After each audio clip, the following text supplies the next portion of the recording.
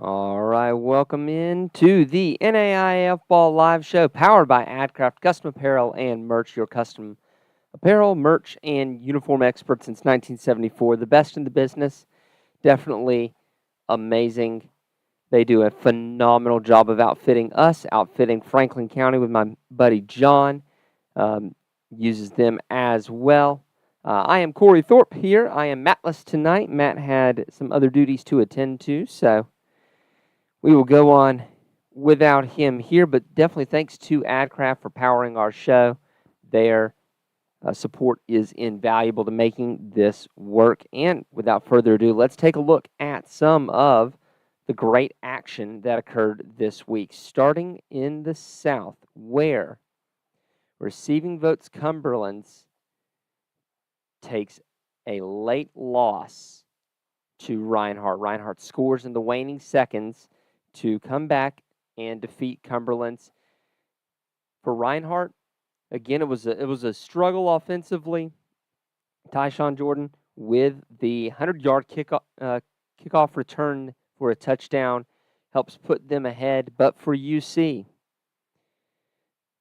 again, I'm going to get on my soapbox here, and when you have one field goal in 2 trips to the red zone, you lose by 7 points.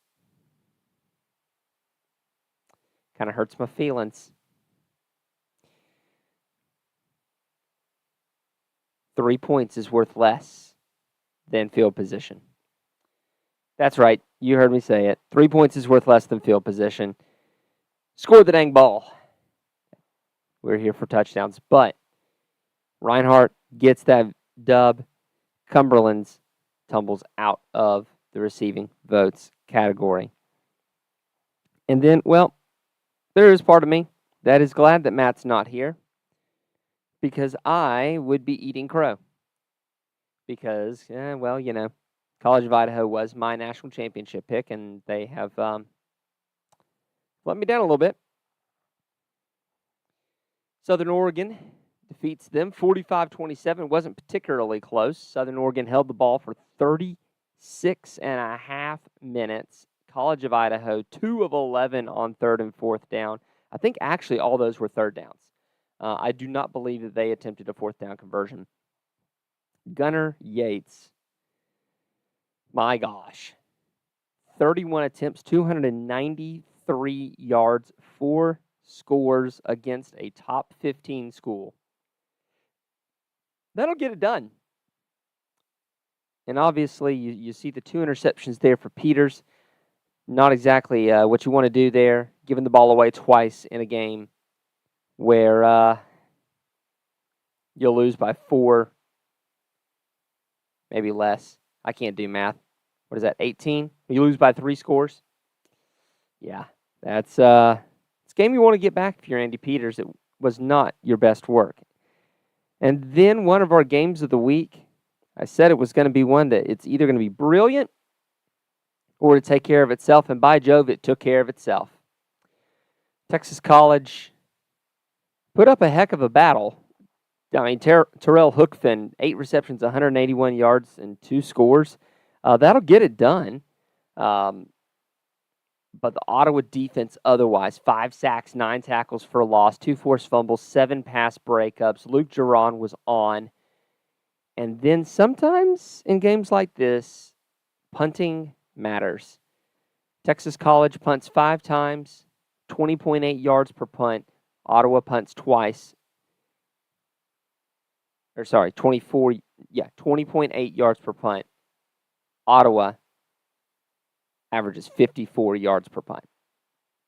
That's one of those flips the field. The other one does not. So good for Ottawa to get that dub there against a receiving votes opponent, and get on to the next one. But we definitely need to stop and thank real quick our buddy Connor Darnell, who makes all of these amazing graphics for us, makes us look good. And when we look good, feel good, we feel good, we play good, to quote Deion Sanders. And he absolutely does that. And part of his design is our top 25 media poll. There was a lot of moving around here in our media poll. Some of the stuff I think is just fixing things that had gone wrong the week before.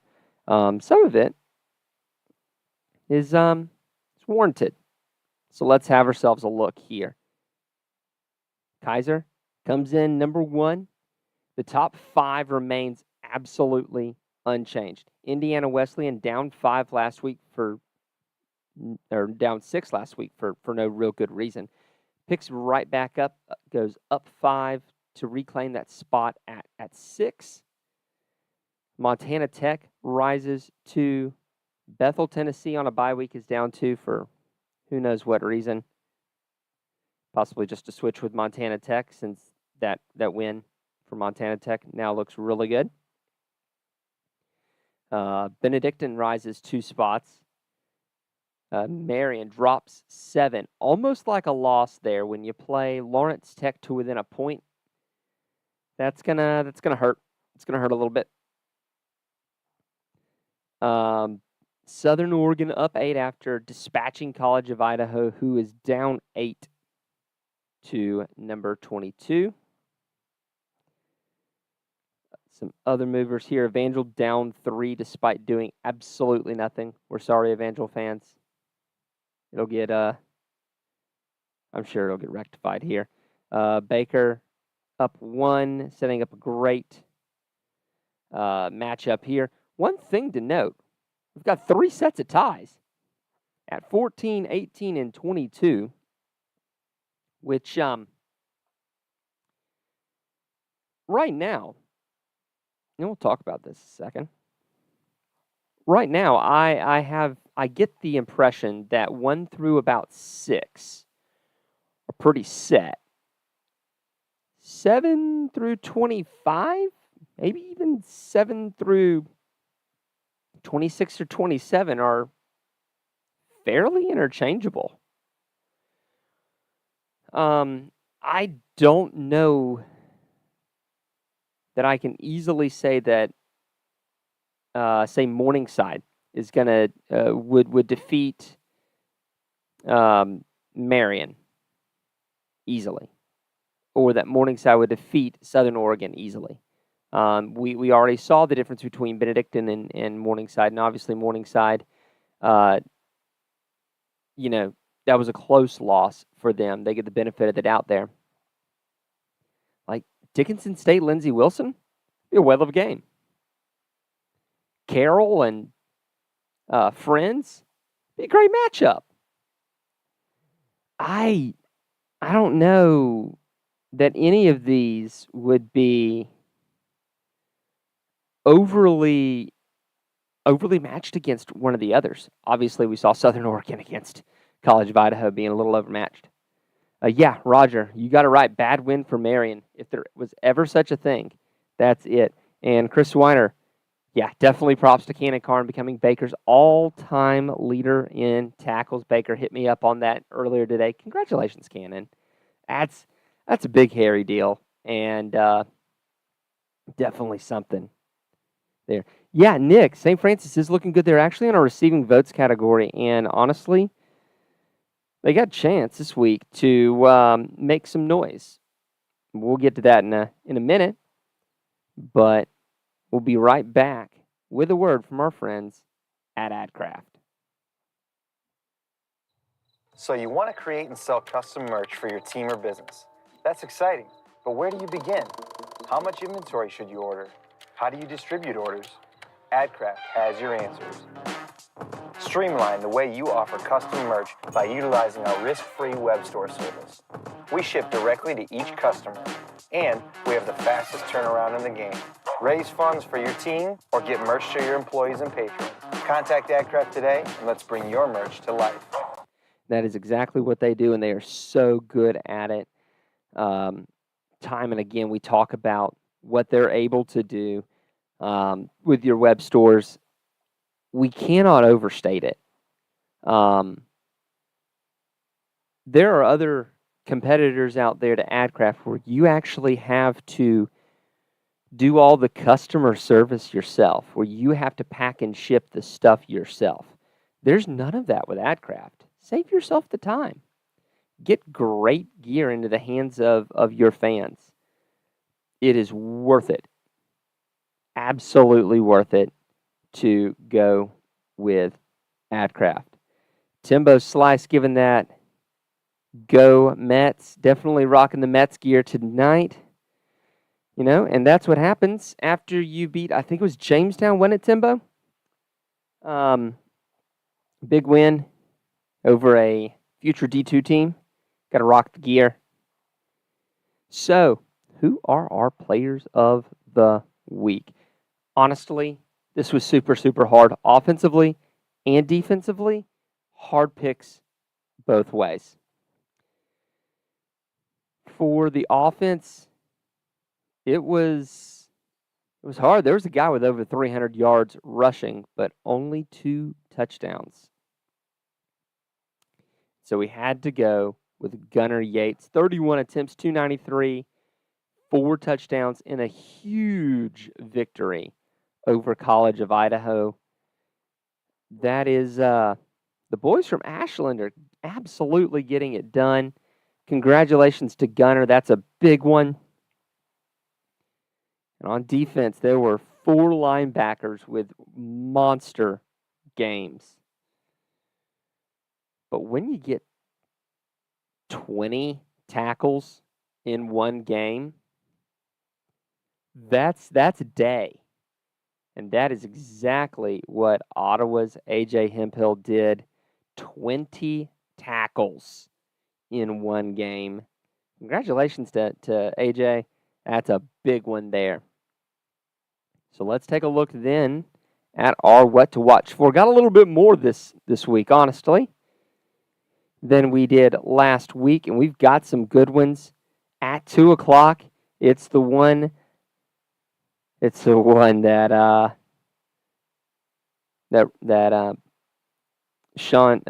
Nick Shoemaker was looking forward to. Indiana Wesleyan goes up to St. Francis of Illinois. Will the Wildcats be able to keep Sam Tumulty and all the rest of the Tumulty quintuplets in check?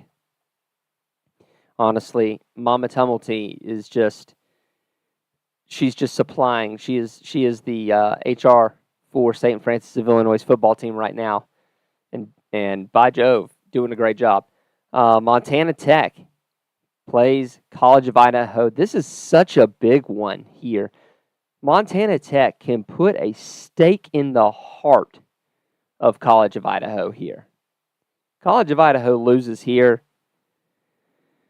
There are so many other teams in the Frontier that are going to be banging around for a playoff place. If you can't beat Montana Tech, you're warming up the fat lady. It's all but over for you if you're College of Idaho. Benedict and Baker. Need my guy Rowdy Raven over here to talk about Benedict and Baker. I think Chris is looking forward to this one too. This is going to be an absolute grudge match here. We talked about it preseason in our polls or in our previews that any game between Benedict and Baker and Mid-America Nazarene was going to go a long way to deciding who was going to be able to take that Hart division title. And well, this is round 1. And Benedictine's already got a loss, even though it's out of conference, to Grandview. You don't want to take another one. If you do happen to take another one, there's a chance that even if you are in a position to get an at-large, if you don't win your side of the Hart, you might not make it in. You got to beat Baker if you want to make it in. For Baker, obviously, this is round 1 of 2. You're happy about where you are. You've been making moves. Chris is going to be in Atchison for Benedict and Baker. I wonder if our buddy Rowdy is going to be there with him. Might get a meet up there. This is going to absolutely be a matchup with Truman Yulesgard. making moves there against Jackson Dooley. Oh man, it's gonna be so good. There's a part of me that's really, really glad that the Kaiser Thomas obliteration will not happen until 7 o'clock, because then I get to watch Benedict and Baker and actually enjoy it. And at 5 p.m., Montana Western at Southern Oregon. The two teams to have beaten College of Idaho this season go head-to-head. It's time to see who's on top of the frontier. Obviously, Montana Tech's going to have something to say about that, but this is another one of those rounds of can you win? Can you rise to the top of the frontier? It's such a hard conference to rise to the top of. It's going to be so much fun to watch this. Both of these teams are playing at a super high level. You saw what Southern Oregon had. These teams have supplied the offensive player of the week for us the last 2 weeks. It's going to be fun. It's going to be so super fun. And then our nightcap, number 13, Marion, at receiving votes. Taylor having their best start in Lord knows when. Last week, before their win, it was their best start since, I think, 98, which means that, not to make any of us feel old, because then I too will feel old, but there are no kids on that roster that were alive the last time Taylor was this good. I'm sorry. I really am. But Marion. I've been pretty open with the fact that I've been low on Marion this year. I didn't think they were going to be amazing. I did not expect this. Didn't expect this at all.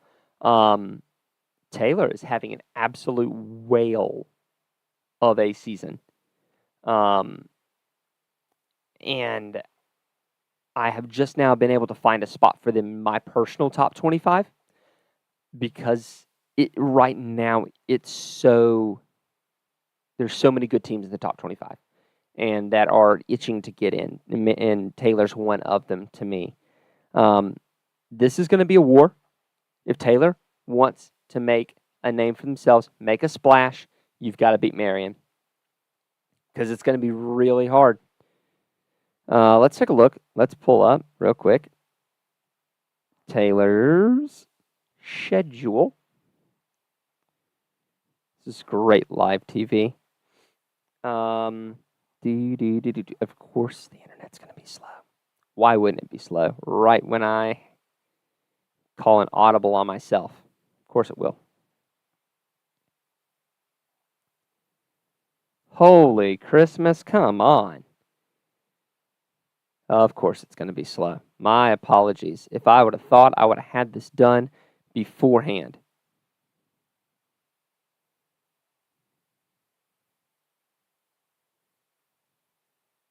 See if my phone can get there first. I think it will.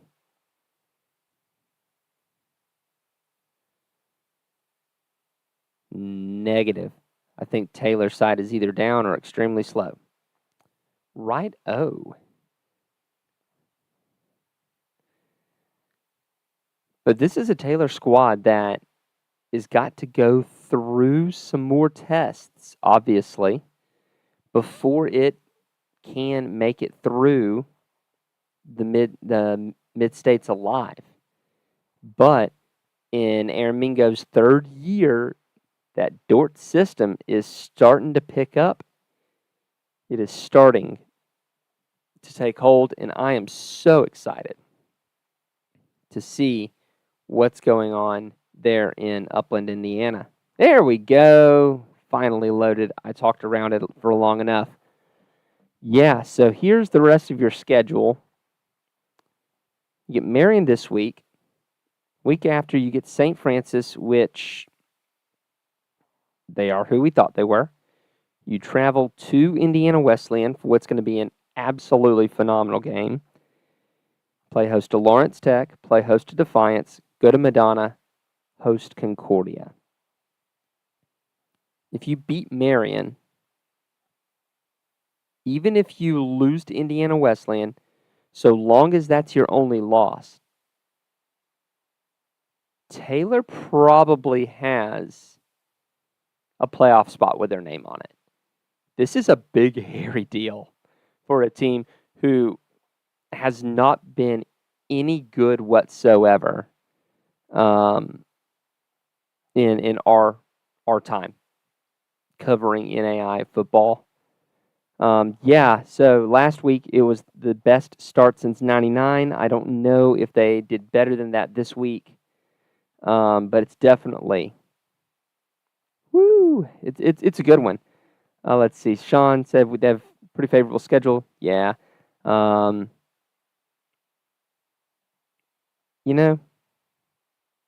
to see. I see why they're slow. I will not mention it on air. But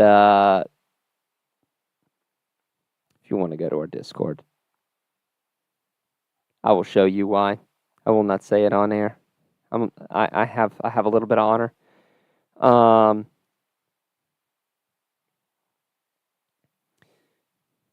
But that's going to be a good one.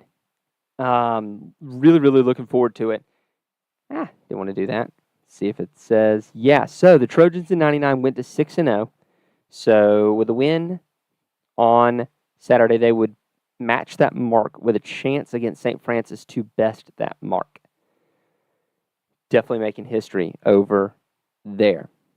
So, our version of history makers are our patrons. And, I do love seeing all the people that are joining us free on Patreon. You can do that. That's apparently a thing that you can do. But I would humbly beseech you to join as paid member if you're one of our free members. It's $1 a month, and you get early access to everything. You get behind-the-scenes access to a whole lot of stuff. You get to see how the poll breaks down. You get a little bit more than the average bear.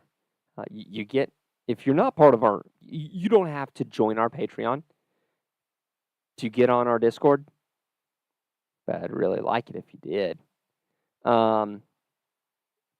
Kevin says a little perspective for Taylor. They beat Olivet on the road in overtime. Indiana Wesleyan went to Olivet and won 69-0.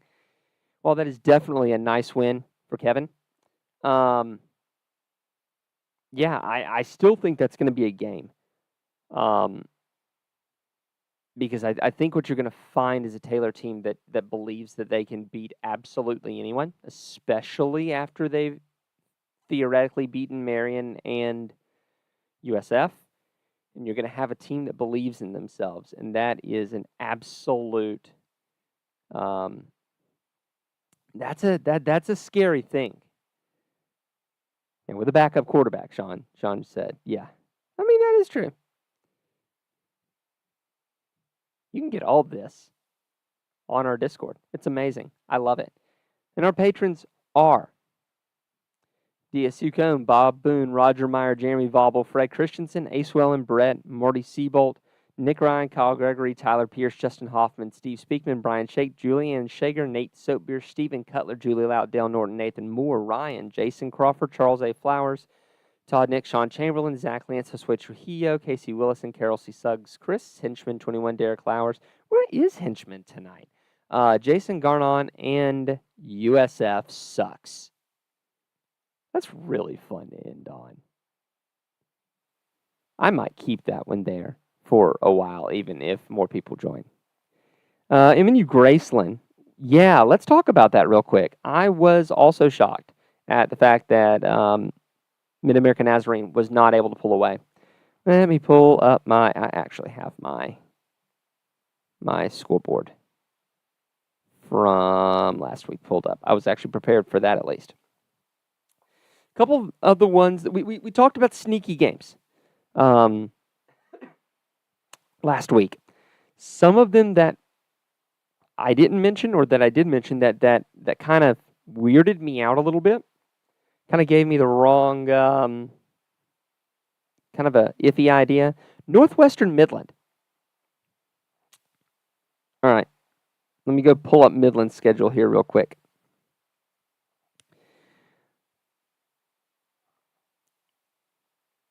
Morningside struggled with Midland. Northwestern has struggled with Midland. Dordt did not struggle with Midland. It's an 18-point win. I don't know whether that means that Dordt is actually the best team in the GPAC or not. They really could be. It's a distinct possibility that Dordt might be the best team in the GPAC. At this point, I'm not thoroughly impressed with Northwestern's quarterback. They're kind of in the tent of suspicion for me. I actually, in my personal poll, I moved Northwestern down a little bit after that, because in our poll, you can move people down when they still win if they don't look good. Shocker of shockers. Grandview beats Moval 24-0, and I feel like that's just a really Grandview game where they defense themselves to death, and the offense is just like, it's fine. Marion, 24-23 over Lawrence Tech. That's a scary game.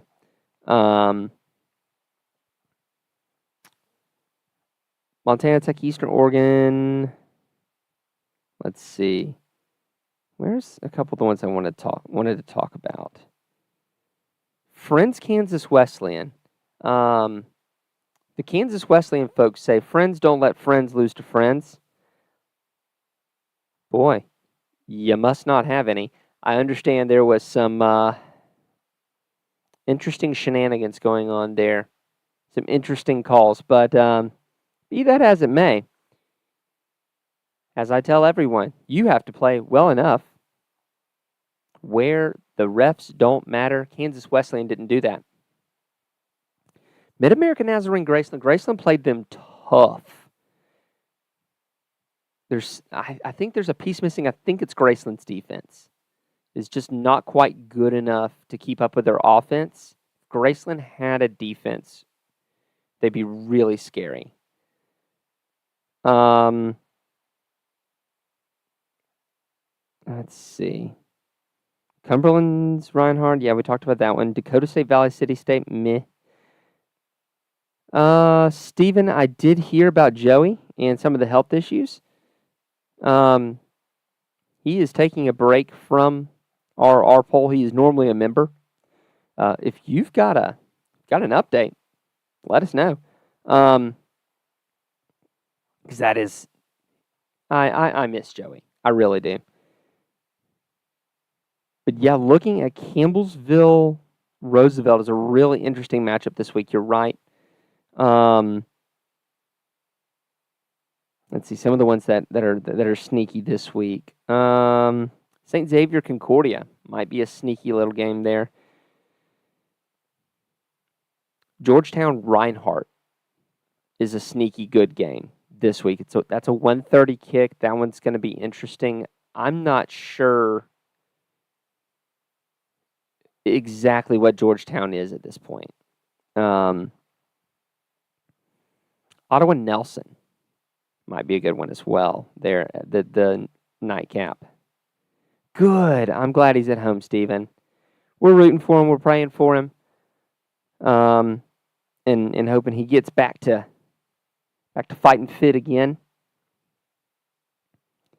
But yeah, I mean, this week has some really big matchups that are definitely playoff potential matchups, and that could definitely decide some of the playoffs already. Let's see, anything else in the chat? Looking. Anything y'all want to Anything y'all want to discuss? I mean, at this point, I'm cool with discussing dang near anybody. Let's see what. Ooh, Graceland William Penn might be fun. This week. Trying to find some other fun ones. Faulkner Point might be fun.